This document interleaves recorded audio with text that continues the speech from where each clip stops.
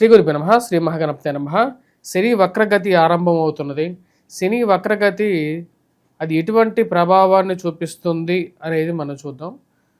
మనకు జ్యోతిష్యపరంగా శని వక్రగతి అనేది రాబోతున్నటువంటి జూలై 13వ తారీఖున ఉదయం 9:36 ఇది ఆరంభం అవుతుంది.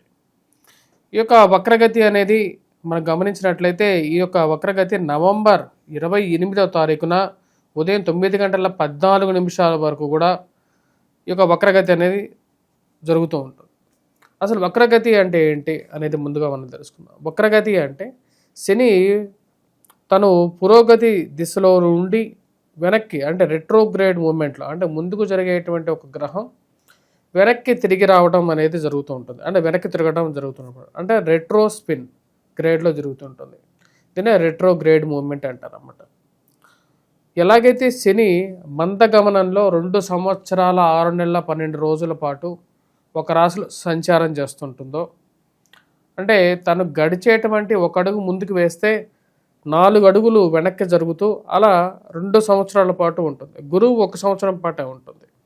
కానీ శని మటుకు మంచి శుభాన్ని ఇవ్వగలిగేటువంటి స్థానంలో ఉంటే తను 3 సంవత్సరాల పాటు అంటే 2.5 సంవత్సరాల పాటు దగ్గరగా 3 సంవత్సరాల పాటు తను ఒక మంచి ఫలితాన్ని ఇస్తూ ఆ యొక్క రాశిలో ఉండేటువంటి వారికి సకల ఐశ్వర్యాలని శుభ ఫలితాన్ని కూడా ఇవ్వగలుగుతాడు. శని మనం గమనించినట్లయితే శని మూల పదార్థంగా మనం గమనించినట్లయితే ఏ యొక్క వస్తువులకి ఎటువంటి బిజినెసెస్కి ఈ యొక్క గ్రహం అనేది బాగా ఉపయోగపడుతుంది అనేది ముందుగా తెలుసుకుందాం.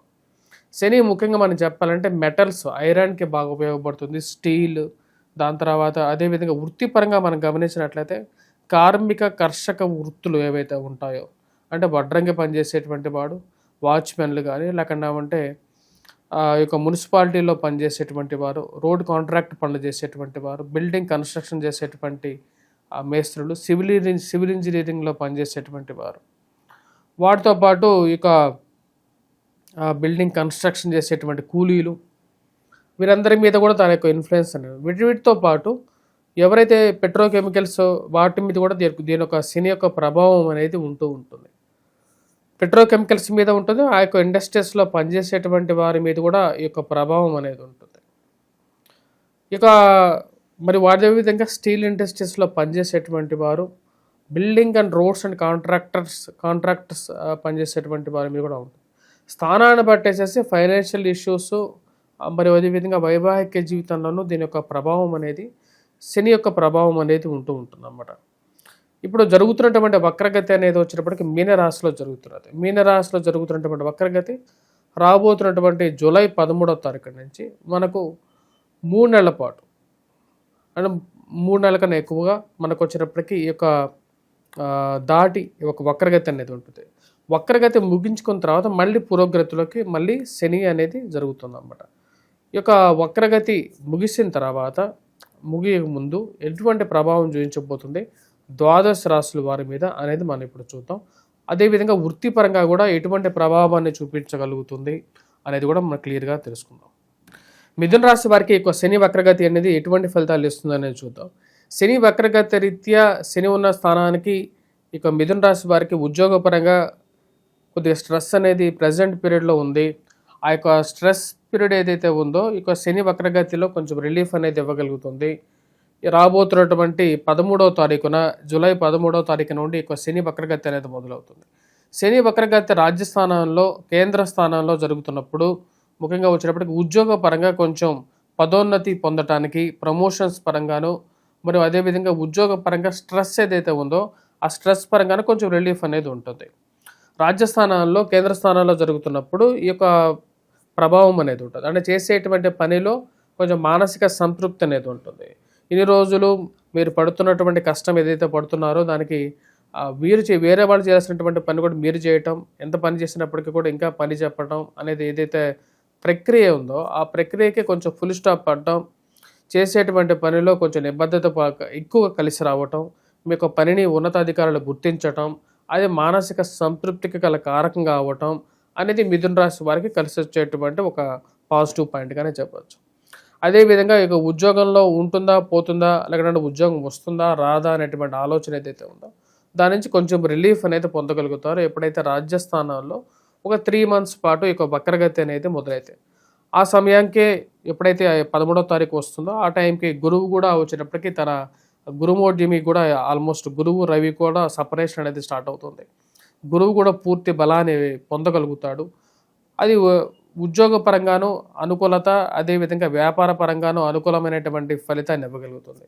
వ్యాపారం ముందుకు జరుగుతుందా లేదా, లేకపోతే ఈ యొక్క బ్రాంచెస్ అనేవి ముందుకు వెళ్తాయా లేదా అనేటువంటి ఆలోచన మీమాంస ఏదైతే ఉందో కష్టసాధ్యమైనటువంటి ఫలితాన్ని ఇస్తున్నదో ఆ యొక్క ఫలితం నుండి కొంచెం బయటకు వచ్చి కొంచెం రిలీఫ్ అనేది పొందడం అనేది జరుగుతుంది. ముఖ్యంగా మెటల్స్లో ఇన్వెస్ట్ చేసినటువంటి వారు ఎవరైతే ఉన్నారో కర్షక వృత్తిలో ఉన్నటువంటి వారు, అంటే కష్టసాధ్యమైనటువంటి పొలం పనులు చేసేటువంటి వారు కానీ, వ్యవసాయం చేసేటువంటి వారు కానీ, లేకుంటే వ్యవసాయ బావుల దగ్గర కానీ, లేకుంటే వ్యవసాయ పొలాల దగ్గర కానీ నివసించేటువంటి వారు, మరియు అదేవిధంగా కెమికల్ ఫార్మాస్యూటికల్ రంగాల్లో పనిచేస్తున్నటువంటి వారు, ఈ civil and electrical mechanical engineering డిపార్ట్మెంట్స్లో పనిచేస్తున్నటువంటి వారి మీద, రోడ్ సివిల్ కన్స్ట్రక్షన్ కాంట్రాక్టర్స్ ఎవరైతే ఉన్నారో వారి మీద కూడా ఈ యొక్క ప్రభావం అనేది ఉంటుంది.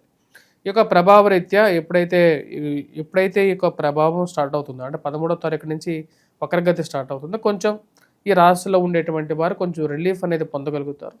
కొంచెం ఆర్థిక పరిపుష్టి, ఉద్యోగం దొరకటం, అండ్ ఉద్యోగంలో కొంచెం ప్రెజర్ రిలీఫ్ అవ్వటం అనేది జరగటం అనేది ఒక మంచి పరిణామంగానే చెప్పవచ్చు. ఈ రాశిలో ఉండేటువంటి వారికి ఇదొక మంచి బెనిఫిట్గా చెప్పవచ్చు. కొన్ని సమస్యలు, చిక్కుముడులు ఏవైతే ఉన్నాయో ఉద్యోగపరంగా, ఆ యొక్క చిక్కుముడులు ఒక్కొక్కటి దానంతటా అదే రోల్ అవ్వటం అనేది ఒక మంచి పరిణామం. అదేవిధంగా ఇంట్లో కొంచెం ప్రశాంతమైనటువంటి వాతావరణం అనేది నెలకొంటుంది. వాటితో పాటు ఈ రాశిలో ఉండేటువంటి వారికి తండ్రితో కొంచెం మంచి అండర్స్టాండింగ్ ఏర్పడటం అనేది ఒక మంచి పరిణామం.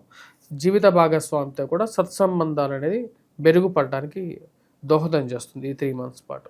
ద్వాదశ రాశుల వారికి ఇప్పుడు ఓవరాల్గా వచ్చినప్పటికీ శని యొక్క ప్రభావం గురించి మనం డిస్కస్ చేసాం.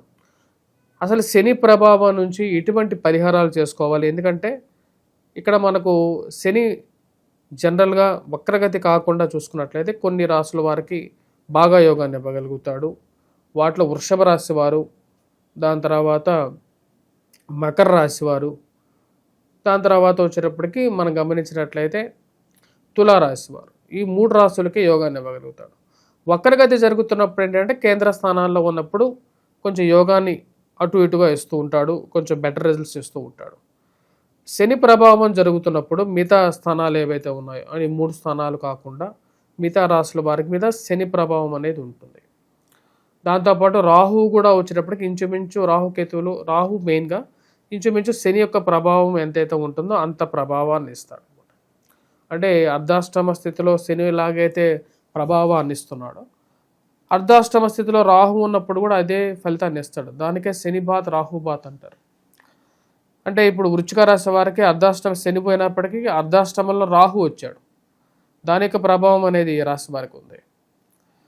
సో ఈ రాశిలో ఉండేటువంటి వారు మెయిన్గా ఈ యొక్క ఎటువంటి పరిహారం చేసుకోవాలి మిగతా రాశుల వాళ్ళు అనేది చూద్దాం. ముఖ్యంగా మనం గమనించినట్లయితే శనికి ఎన్నో రకాల పరిహారాలు చేసుకోవచ్చు. అఘోర పాశుపత హోమం అనేది ఒకటి చేసుకోవచ్చు. ఒకవేళ మీ యొక్క జాతక చక్రంలో శని మహర్దశ నడుస్తూ మీకు రాహు మహర్దశ కానీ శని మహర్దశ కానీ జరుగుతున్నట్లయితే ప్యారలల్గా ఏలినాటి శని ప్రభావం కానీ, అర్ధాష్టమం కానీ, అష్టమ శని ప్రభావం కానీ జరుగుతున్నట్లయితే రిజల్ట్స్ అనేది కొంచెం సేమ్ అలాగే ఉంటుంది అన్నమాట. అంటే రాహు మహర్దశ కానీ శని మహర్దశ కానీ జరుగుతూ అర్ధాష్టమ శని, అష్టమ శని, ఏలినాటి శని ఈ 3 ఇవి జరుగుతున్నట్లయితే మటుకు సేమ్ రిజల్ట్స్ ఉంటూ ఉంటాయి. అంటే కొంచెం నెగిటివ్ రిజల్ట్స్ ఎక్కువగా వస్తూ ఉంటాయి. అలాంటప్పుడు కంపల్సరీగా మీరు వెంకటేశ్వర స్వామి దేవాలయ దర్శనం చేసుకోండి. సింపుల్ రిజల్ట్స్ కావాలనుకుంటే డబ్బులు ఖర్చు పెట్టకుండా మీరే ఇంట్లో చేసుకునేటువంటి వాటి గురించి మనం ముందుగా డిస్కస్ చేద్దాం. వాటిలో వచ్చినప్పటికీ శనికి తైలాభిషేకం చేయండి. అది చేసే సమయం కూడా వచ్చేటప్పటికి శని హోరా సమయంలో చేయండి. ఒక రోజులో శని హోరా సమయంలో చేయండి. శనివారం పూట చేయండి. మరియు అదేవిధంగా ఒక నల్లటి గుడ్డ తీసుకొని దాన్ని 7 పాయలుగా దాన్ని విభజించి దాన్ని నూనెలో నానబెట్టి, ఆ నూనెను నానబెట్టిన తర్వాత నువ్వుల నూనెలో నానబెట్టిన తర్వాత శని ముందు దీపారాధన చేయండి. శనివారం పూట శనిహోరా సమయంలో చేయండి. ఇలా 7 శనివారాలు చేయండి. చేసేటప్పుడు ప్రతిరోజు తలస్నానం చేసి శనివారాలు చేయండి. శనివారం నాన్ వెజిటేరియన్ డ్రింక్స్ తీసుకోవద్దు. వాటికి కొంచెం దూరంగా ఉండండి. ఎందుకంటే శని ప్రభావం అనేది ఇంకా కొంచెం ఎక్కువ అవుతూ ఉంటుంది. లగ్జరీ ఐటమ్స్కి కొంచెం దూరంగా ఉండండి. శని లగ్జరీని ఎక్కువగా యాక్సెప్ట్ చేయడు. ఇవన్నీ చేయండి. ఇవి కొంచెం మీకు సింపుల్ రెమెడీస్గా ఉంటాయి. దాంతోపాటు నువ్వులు ఏవైతే ఉంటాయో నువ్వులు ఎవరికైనా దానం చేయడానికి దానిలో ఒక శీల వేసేసి, ఇనప శీల, ఎవరికైనా సరే బ్రాహ్మడు అక్కడ ఉంటే వాళ్ళు తీసుకుంటారు, వారికి దానం చేయండి. లేదా లేని పక్షాల్లో ఆ నువ్వుల నూనెతో కొనుక్కొని వచ్చి స్వామివారికి అభిషేకం చేయండి. మరియు వాటితో పాటు ఏదైనా దేవాలయంలో పాత ఇనుముని దానం చేయండి, స్టీల్ని దానం చేయండి. మరియు అదేవిధంగా గోధుమతో చేసినటువంటి రొట్టెలని, నల్లటి ఆవులు ఏవైతే ఉంటాయో కపిల గోవులు అంటారు, ఈ యొక్క శనివారం పూట ఆ యొక్క ఆవులకి తినిపించండి. గోధుమ రంగులో ఉండేటువంటి ఆవులు ఏవైతే ఉంటాయో వాటికి కూడా తినిపించవచ్చు. లేని పక్షాల్లో ఈ యొక్క ఆవులకి చేయించండి. వీటన్నిటితో పాటు రాశిలో ఉండేటువంటి వారు ముఖ్యంగా శనివారం పూట నువ్వులతో చేసినటువంటి బిస్కెట్స్ కానీ ఇలాంటివి ఏవైతే ఉంటాయో వాటిని కూడా ఎవరికైనా పిల్లలు ఉండేటువంటి పిల్లలు, ఎవరైతే ఆడుకునేటువంటి పిల్లలు, నువ్వుల ఉండలు కానీ ఏవైతే ఉంటాయో ఆ నువ్వుల ఉండలని కూడా మీరు ఏం చేస్తారంటే వెంకటేశ్వర స్వామి దేవాలయంలో ఇచ్చి అక్కడ పూజ చేయించిన తర్వాత నువ్వుల ఉండలని అందరికీ పంచిపెట్టచ్చు. ఇలాంటి పరిహారాలు చేయడానికి ఎక్కువగా ప్రయత్నం చేయండి.